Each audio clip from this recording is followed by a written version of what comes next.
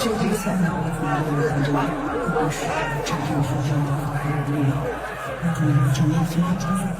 我是今天的比赛的Today I feel so strong, very fast and very powerful and very confident. The second fight ahead, I will teach most people martial arts are one of my finishes.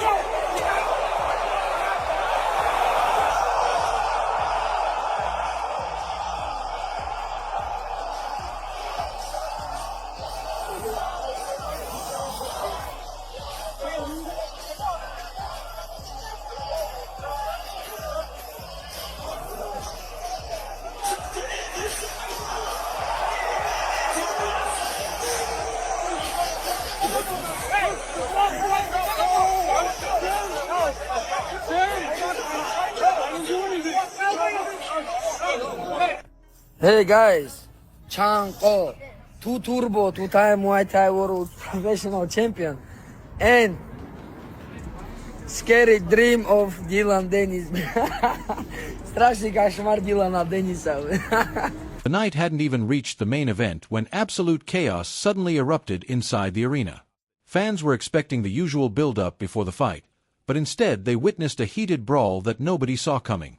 Dillon Danis ended up clashing with members of Khabib's team in the crowd, turning the entire arena into a scene of tension and shouting before Islam Makhachev and Jack Della Maddalena even stepped inside the octagon.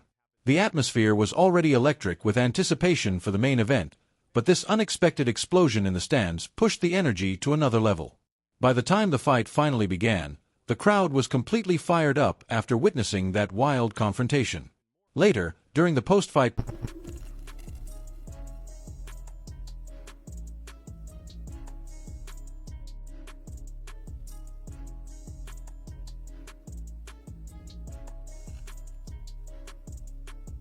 press conference, UFC President Dana White didn't avoid the topic or try to shift blame.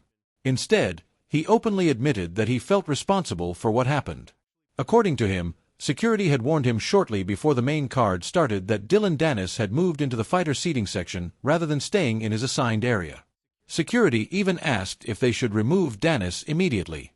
But since Danis had a completely valid ticket, Dana made the decision to let him stay.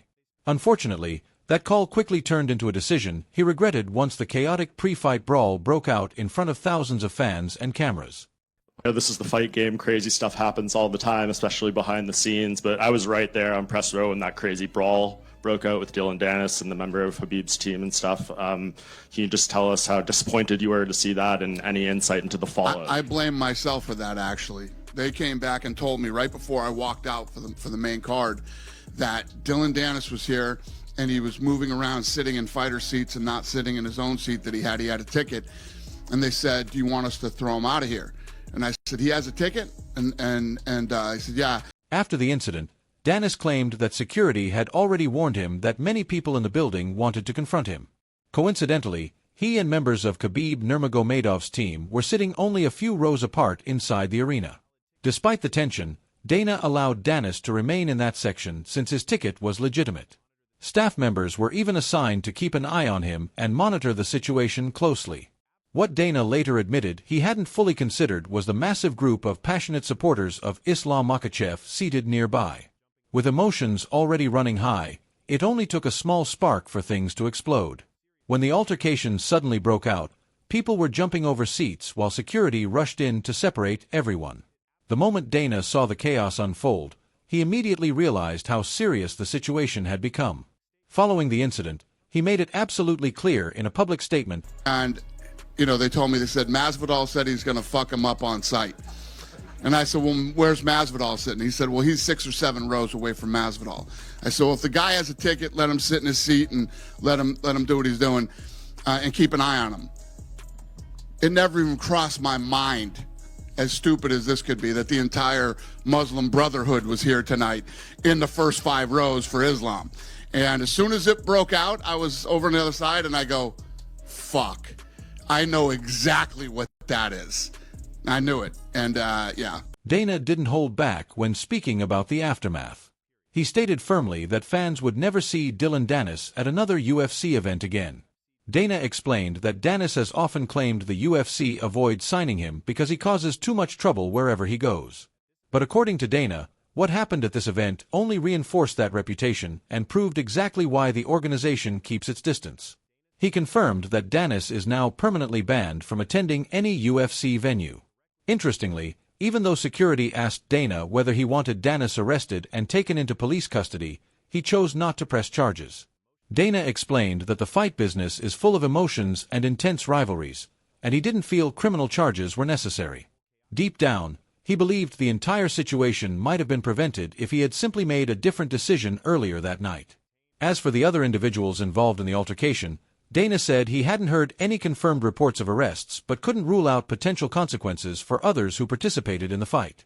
Danis at a UFC fight ever again. Yeah, I was going to say, he's wanted badly to come in this company, and he said you guys don't want to sign him because he makes too much trouble. I guess point made. Well, that and a lot of other reasons, Yeah. But yeah, you'll never see him at another fight. So they called me from downstairs and they said, we got him down here. Do you want to press charges and have him arrested? And I said, no, we don't want to press charges. This is the fight business, man. You know how I feel about this shit. And I could have prevented this tonight, and I messed up. Yeah. Anyone else get arrested or anything like that in the fall? Not that I'm aware of, no. Okay. We're not pressing charges. I'm not speaking for MSG or anybody else that was involved in this thing. I don't know, but we, the UFC, are not pressing charges again. After Dana shared his perspective, Islam Makhachev also gave his own explanation about why the confrontation happened in the first place. Makhachev pointed directly to years of trash talk directed at him and his team.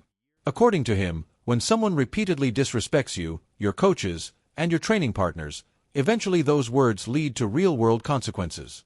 From Islam's perspective, Dillon Danis had crossed the line many times over the years with constant insults and provocations. He believed the altercation in the arena wasn't random at all. It was simply the result of all that tension finally boiling over. Makhachev even went further, suggesting that the level of disrespect had been so serious that Danis shouldn't just be banned from UFC events, but shouldn't even be allowed back in the country.